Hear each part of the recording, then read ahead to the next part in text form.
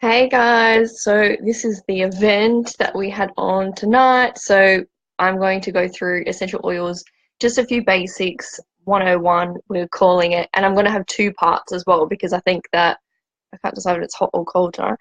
Because I'm going to have today I'm going to go through like a bit on quality and actually the company and what an essential oil is. So I'm going to, I think Ree's watching. Ree, tell me if you can still see me. I'm going to go back here. Can you guys still see me?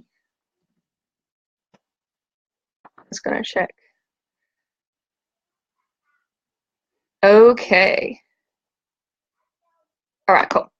Hopefully you can still see me. My webcam's still on, so it should be all good. All right, so I wanted to talk to you guys about what is an essential oil. So let's start with the basics. So it is an aromatic compound. This is found in plants, herbs, trees, flowers, bark. Also tonight, guys, I'll try not to double up too much on what I've already said in the original chat. Cool. Um, just getting your comments. So I wanted to just go over that, what I have already put in that first video in a little bit more detail and sort of go into a little bit more of the science because I like to know that side of things. I think that it gives you a bit more of a fact-finding session rather than sort of just being all smiles and rainbows. So much like a plant would protect itself in nature, we are using the compounds within, as we call, essential oils from that plant. So they can end up having medicinal qualities, cosmetic qualities, and actually be helpful to us internally. So there are many different ways to use them. We're going to touch on that as well. Essential oils actually have a smaller molecular weight. So this is when you talk about atomic mass and things like that, when you have all of the atoms and molecules, and we talk about cells. We'll talk a little bit about sort of all of this tonight. So how do they work? So firstly, they're lipid soluble, which means they can enter through the cell membrane. So this is important because it means that our cells are able to talk to the essential oils that we put on our bodies or in our bodies or whatever, and they're able to actually go into the cells and do a bit of changing. So they're that small that they can just get into the cell. And what I like to sort of think of it is taking the rubbish out. So they're able to get in there, remove all the crap and fix it up. Our bodies are carbon-based, just like plants. So we have the same kind. Our bodies know what to do with these oils. We can essentially correct ourselves. So when we look at the body from like a body composition point of view, we've got like oxygen, hydrogen, and carbon. Being, I think carbon's about 20%-ish of what our bodies are made up of. So when we apply something topically, which means like we get our roller, something like this, diluted, of course. You know, I'm just putting something on my wrist or I'm putting it on my collarbone or the back of my neck or something. 30 seconds to go into the bloodstream. This one smells so good. So 30 seconds. 2 minutes to get to your brain. So you see what happens to me in 2 minutes. Let's find out what these oils do. And 30 minutes into every cell across your body. So they're actually going to boost that natural healing process that we have when we just are trying to heal ourselves anyway. So say that you're unwell, you've got germs that are sort of getting into your cells or trying to get in, it's changing your cells. So what the essential oils are doing is giving us that extra hand up to be like, you know how to repair yourself, let's do it. Also on being sick, so a story for you guys is when I first started getting into the oils, I was told to use oregano, which is quite a strong quite a hot oil. So oregano, you guys know it from like cooking with herbs.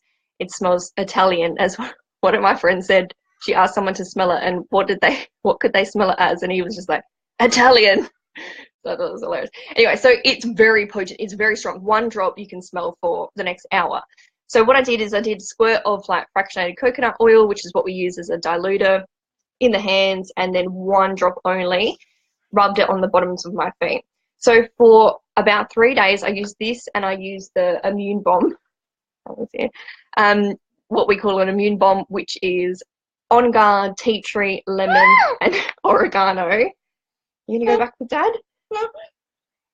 And that was sort of my booster, my immune booster. So germ killing bomb. That's what we like to think of it as.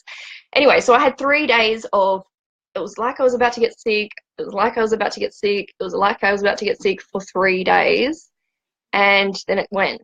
So I didn't actually have any more progression of symptoms other than exactly feeling like I was about to get sick, which was wicked because, you know, dodged the bullet there, no common cold for me. It was brilliant. So let's look at, so that's when it enters into your cells, and that's from more of the medical side of point of view. So let's look at the limbic system. So this is known as our emotional brain. So when we're actually talking about, babe, do you want to come and get Anna out of here? She's, when we're talking about smelling something aromatically, you know, this is classic aromatherapy. Go have a biscuit or something. My default, have a biscuit. So when you, this is classic aromatherapy. We're talking about what's actually entering into your brain. So if you were to take the cap off, so something here, we've got balance here. So I'm going to take the cap off. I'm going to smell that. So those molecules from the essential oil, they're going up through my nose into the brain, and they're going through the olfactory system. So this one controls all of the organs and everything that is connected to the sense of smell. So when you have this happen, it's going through, communicating with the molecules from the essential oil end up communicating with your cells and actually start triggering nerves connected to the limbic system. What does the limbic system do?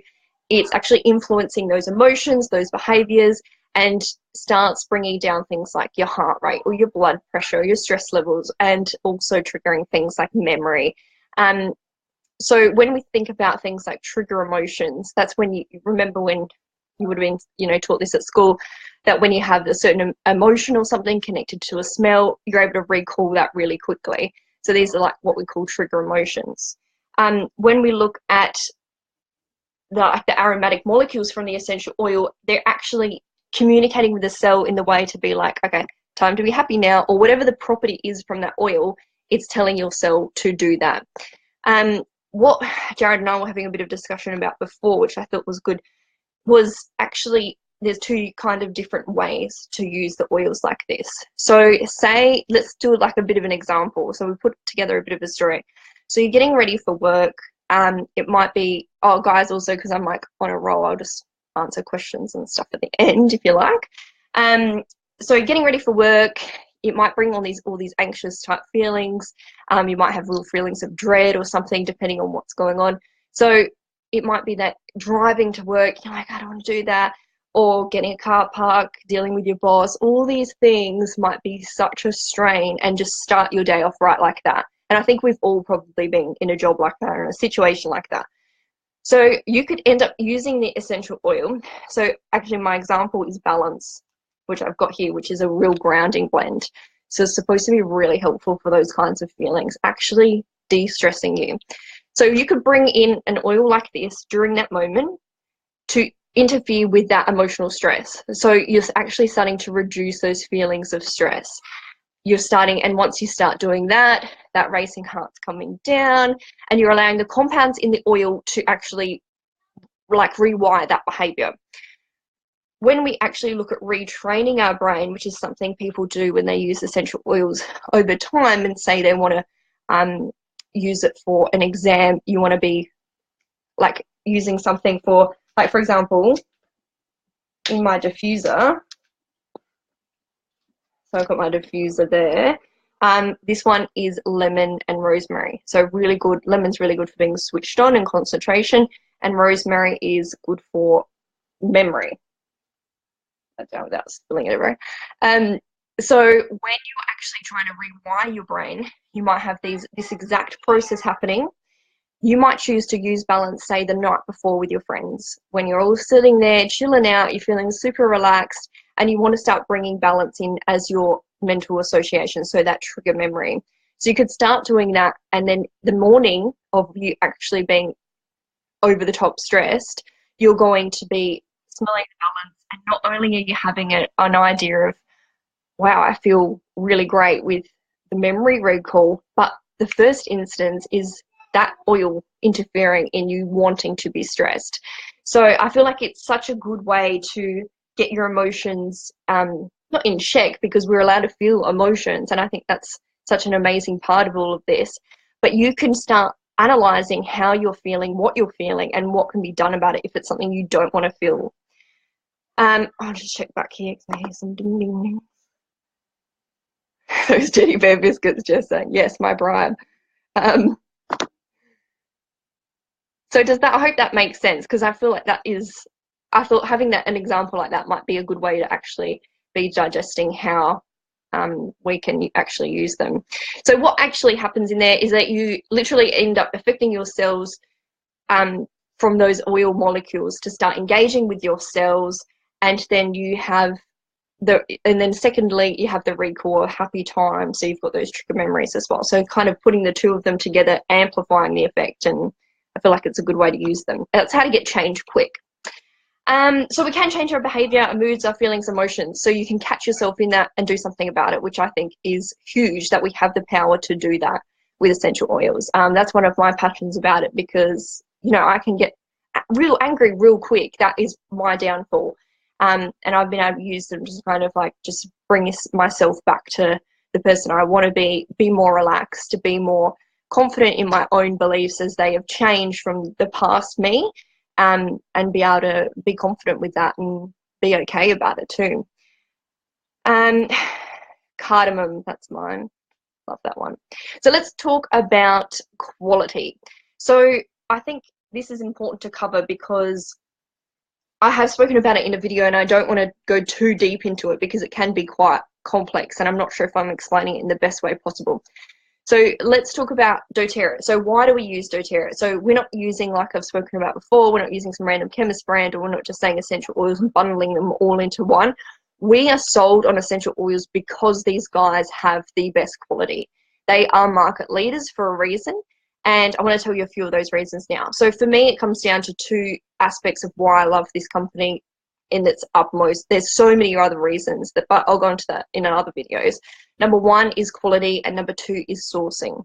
So sourcing, let's look at number two first. We are actually talking about sourcing a plant in its natural environment. So automatically, it's already thriving in its natural environment. So therefore, you're getting the best possible quality you can in the world, where it is naturally born, where it's supposed to stay, where it comes from. Where do we get tea tree? Australia. Where do you get eucalyptus? Australia. Because we know that we have those plants here, so we have those essential oils that come from their home. They're not randomly bred in some, you know, lab, or someone else's bought heaps of acres and decided to make it a natural habitat for a plant that doesn't exist naturally. So already we've got quality there. Secondly, so when we look at quality testing, there's several rounds of testing per batch. This happens inside and outside the company. This is where it gets a little bit technical because they have, so doTERRA have their own version of testing, which they go through like 8 different things, such as microbial testing, gas, like mass. So they're talking about like heavy chemical terms, which I can't explain to you because I'm not a chemist, including heavy metal testing. Do you know what that's about? So they call this CPTG, or Certified Pure Therapeutic Grade, which means that they are able to put that on their bottles, put that on their products and say, you guys, we have tested this with all of these things. So this batch ticks all of these boxes. That's what they do. But on top of that, there's also, they look at different layers of testing. So how I've seen it on a graph is like when they do the measurements, they're not just going like, okay, so this is the chemical, you know, lines, and that's how it should look for cassia, for example. Okay, cool. Yeah, done. Testing's done. That's cassia. They go into it even further. So they're really stripping away the chemical compounds of each of the oils and looking at how it actually measures up to the truest version of that. So that's why we can be confident that we are using quality oils. So they've got things like, you might have heard of, like GCMS testing. I wrote a little thing here to read to you guys. So separating the volatile compounds in essential oils into individual components, and the MS identifies each of these components and their percentages. So you can imagine, like, that just kind of makes my mind blow a little bit, but gives you a bit of a breakdown about how much they actually are going into the testing. Also, they have like ICP-MS. I had to write these down because I've got no idea how to remember all these abbreviations. But there are so many more that they go through, and they're stripping away the layers to tell us exactly what's in it. And that's what I like. It's transparency. There's no like hidden agenda going on. It's that they want to be the best. And these are for several reasons. So they want these products to be effective, and you cannot sell something and say it's, oh yeah, it does this, this, and this due to its true form. If you're selling something that is not in its true form, it's not going to have those effects on your body. It's not going to have those effects on you, like over what you want it to do. And it could have the opposite. So in one of my videos I spoke about before was when chemists, and because the laws around essential oils are kind of, yeah, you can kind of do whatever you want. Like, we don't really know because they're not clear enough, that they end up adding synthetic stuff, which you'd find in every product you bought at the supermarket these days. Or even they would sort of like shortcut it and be like, oh, it's all part of, you know, like it's all natural, but then they've got like turpentine in there. They can even use different like oils that they have changed to seem like it's the same oil of that plant or a similar species. So a similar species, a lower quality, that they just put in there because the chemical compounds look the same, and they're like, that's fine, it won't show up in the test. So these are the kinds of things that we are buying without having any idea that that's what we're buying. And I'm off that now. I want to have things in my own control. I'm sick of feeling like we can just be fed all this stuff and, oh yeah, whatever, you know, that's the way it should go. All right, so how to use essential oils. So I have kind of touched on that in this video. So aromatically, so that's what I was speaking about before. You know, you're taking the lid off, you're breathing it in. It's that entry into the limbic system. Diffuser I showed you as well. My favorite, pardon me, I love having the diffuser on. I feel like it always makes such a good mood changer to the house. A few examples for you guys how we use the diffuser would be like in the morning, we might have something like peppermint and wild orange on. So that's a real uplifting, like, all right, got to start doing stuff. Instead of like, even think back to myself a year ago, I'd be happy to like just sit on the couch for, you know, until midday and then be like, oh, I better do something. And now I get out of bed before my alarm. Usually Anna's the reason for that too. But that, for me, that's a huge change to go from one extreme to the other. Peppermint and wild orange also really good for hangovers too. So, you know, on the down low there. So topically is my favorite. I use oils topically all the time. Like for example, here I've got Motivate and Intune. So these are just blends that they have made up over months and months and months to try and figure out what oils will be best to go into these blends, what makes sense. So like the Motivate's got like the citruses in there, and it's spearmint or peppermint, so it's like that uplifting like we were talking about. It's that get up and go type oils in there.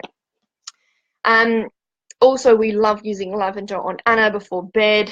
We haven't done any yet because I'm like, I'll put it to bed after this video. And just on the bottoms of her feet, and always diluted. So we'll talk a little bit about safety as well. There also is, so topically, obviously you're going to put it in, it's going to go into your bloodstream and start working all around. Another way of doing a topic, you know, putting it on yourself topically is what we call it aromatic dressing. So this is a little bit of a self-love activity, which is really quite like, I feel like you kind of get a bit of a buzz on once you do it. So we can talk about that in another video as well. And the third way is internally. So don't start taking any random oil from the chemist or whatever and start like swallowing it. Like, no. Internally is such a personal decision, and it has to be done with such a high quality oil. So people do take their doTERRA oils internally. That might be in the form of like a veggie cap, which is like a clear capsule you open up, put a couple of drops in, and you actually ingest it for things like immune boosters, you know, that along those kinds of lines, things you want to work internally. And again, there are still rules around which ones you can and can't take internally. Obviously, you don't want to be burning your stomach. Also, people love using them in cooking. So that oregano that I was talking about before, one drop would do like a massive spaghetti bowl. And also drinking them. So people love drinking the lemon in their water. And things that there's a lot you've got to be careful of and make sure you're using them super respectfully. So, for example, it's like one drop to 800 mils of water. It also needs to be in a glass bottle or an aluminium or stainless steel bottle. You need to shake it every time before you drink it. So there's lots of little things that you need to be aware of before you start taking things internally. And it is only done for high quality oils. So it is a very personal choice, and we can talk about that more in later videos as well. So I want to talk about safety because I feel like if anyone gets their hands on oils in between the time we do these videos or starts thinking about it, already knows somebody, it's important to know what you're talking about or what you're using. So always use them with respect. They are natural, but that doesn't mean that they can't harm you. You still need to use them with the utmost respect. Always dilute. So what we've got here, so that's one of a roll. So we buy these glass rollers from a few online shops, and we put in a few drops of whatever we're wanting to dilute and roll on ourselves, and then the rest is with it what we call a carrier oil. So that's a fractionated coconut oil that we use from doTERRA. So it's a very thin oil, goes a long way on your skin. That's why we really like it, and we know it's a high quality oil. You can use any other kind of cooking oil, like almond oil, avocado oil, even olive oil. So it depends on what you've got, what you're comfortable with. We love that because we know it's a good quality, and it goes quite a long way. They're too potent to use neat unless you're super used to using oils, and they're too potent to be using neat, especially on children. So that's a big one there, making sure when you're using oils on kids that you are diluting even further than you'd be diluting for yourself. So this is like a 10 ml roller, 1 drop, and the rest fractionated coconut oil is enough for a newborn. So these kinds of things that you've got to start looking at how to dilute and everything. And it can be really easy as soon as you know. It's so easy to make up a roller, and it's good fun too. Like I have a bazillion. I've probably got a roller addiction. Also, an allergic spot test, especially if you've got sensitive skin and whatnot, or you have had issues with oils in the past. I think it's always worth trying doTERRA if you haven't, because some people go, oh no, I don't like that, or I react badly to that. But what kinds of versions have you been using? Has it got a lot of synthetic stuff in it? And that's what you're having a reaction to. So it's always worth a try, I think. Also, what I said, always using glass or aluminium. Even when we have our cleaning bottles, we use like glass spray bottles for our cleaning solutions. So most of our house now is just turning into toxic-free living. So we pretty much use essential oils through everything. Cleaning is a great one. So, but we've got to make sure we're using them in the right kind of containers and all that sort of thing. The reason we don't use plastic is because low quality plastics can actually start to corrode over time. So you end up having pieces of that plastic coming into say you've got a spray bottle that's a plastic one, it can start going into that solution. And then as you're trying to use it for cleaning or whatever, you're spraying the toxins from that low quality plastic into the air. Particularly with diffusers, that's a big one. And we saw at a workshop the other day that our friend Bernadette had a cheap diffuser that she trialed, and it was being eaten away on the inside.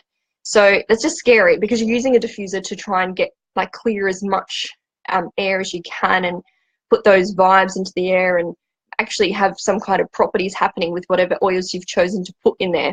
So of course you don't want to have something that's then actually putting the toxins of the plastic into the air as well. It's just totally counteractive. So also don't use in sensitive places like your eyes, ears, private parts, etc. If you do end up getting oils in your eyes, dilute it further with an oil, not like lavender, use lavender, no, like use the carrier oil. So that will get rid of it faster. Sometimes water can be an irritant. Obviously, you guys know water and oil do not mix. But for our cleaning products, we top it up with water to then give it a shake and use it, because it goes a lot further. And we'll do a DIY video actually, so that'll be fun. And just keep an eye on citrus oils, which can be quite photosensitive. So if you're lathering yourself in lemon and then going out sunbathing, that is a big no-go, because the sun will just burn you. It's just going to amplify that, being a photosensitive photo, you know what I mean. So yeah, so that's all from me. I hope I didn't speak too, cheers. I hope I didn't speak too quickly for you guys. I just tend to speak that quickly anyway. So let me know if you guys have any questions or what you thought, and we can, of course, I'm surprised I kept within the time. Yeah. In our number 2, we're going to start talking a little bit more on what I would class the rest of the basics. Hi, Christina. So yeah, let me know if you guys have any questions. I might wait a little bit. So what's the best place? Oh, this is a good one. So for sleep, so Rhiannon's just asked what's the best place to put the lavender roller on Noah for sleep. So Noah is 2, so what we do for Anna is we put it down her spine. It's actually a great place to, like, if you lift up the jammy top down their spine, then his hands aren't going to get to it. For Anna, we put it on the back of her neck, but she's asleep soon after and she doesn't really touch or rub her eyes or anything like that. Try and put it in an area that you know your kids aren't going to start touching and rubbing into their eyes. That's going to be the safest place. The bottoms of the feet are a good one as well. So for Anna, we do use the back of the neck and then on the bottoms of her feet. So it's again a personal choice. For us as well, I do the same. So I use the back of the neck and then bottoms of my feet. And I find if I don't actually do the bottoms of my feet, I don't get that hit of needing to go to sleep like I would if I do them. So I've also had a few nights where I've trialed not using the lavender. Some people also don't like lavender, so there's other options like cedarwood or Vevita, which we're enjoying using. So yeah, you could use the lavender. Yeah, some nights I've not put the lavender on at all, and other nights I have. And the nights I don't, I find I'm a little bit more restless, and I can't actually go into that deep sleep. So I feel like as soon as you have kids, you end up just sleeping like a light person forever. So lavender does help with that. But yes, all right, if you guys don't have any more questions, oh, thanks, Jess. I will leave you all to it.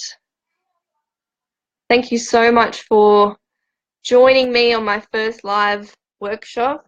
If you guys really want anything answered before the next workshop, let me know and we could do that, and try and make the next one as interactive as possible. And yeah, so thanks so much, guys. Have a great night. Thank you for joining me. Bye.